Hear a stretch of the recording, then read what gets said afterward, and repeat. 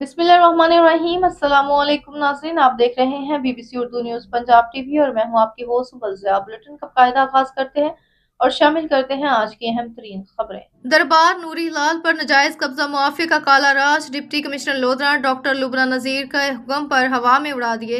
तफसीलात के मुताबिक कई सालों से दरबार नूरी लाल पर नाजायज कब्जा मुआफी ने अपने पंजे गाड़ रखे थे। ये बात डिप्टी कमिश्नर लोधरा के नोटिस में आई तो इन्होंने एसी लोधरा, मैडम इरम शहजादी और पैरा फोर्स को भेजकर खत्म कर दिए थे। लेकिन कुछ दिनों बाद कब्जा मुआफी ने रेलवे की सरकारी जमीन और महकमा औकाफ की जमीन पर दोबारा दरबार नूरी लाल के ठेकेदार अख्तर हुसैन ने महकमा औकाफ के on duty manager Farid Hussain ने कब्जा मुआफी से साजबाज होकर दोबारा दरबार और मस्जिद के साथ दुकानें लगवा रखी हैं।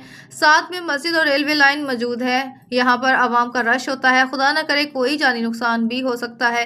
सिक्योरिटी ब्रांच के बार बार कहने के बावजूद भी कब्जा मुआफिया ने सरकारी जमीन पर कब्जा जमा रखा है। कब्जा मुआफी को जब भी किसी महकमे के एहलकार ने गैर कानूनी काम से रोका तो इनके साथ इंतहाई इनसे बदतमीजी का मुजाहिरा करते हैं। अहले इलाका की आवाम ने डीएसपी रेलवे मुल्तान, महकमा औकाफ, commissioner Multan, deputy commissioner Lodhran doctor Lubna Nazir, assistant commissioner Lodhran madam Iram Shahzadi से और डीपीओ लोधरा से सख्त नोटिस लेने का मुतालबा किया है। बुलेटिन से फिल वक्त इतना ही। मजीद खबरों और अपडेट्स के लिए देखते रहें BBC Urdu news Punjab TV. अल्लाह निगहबान।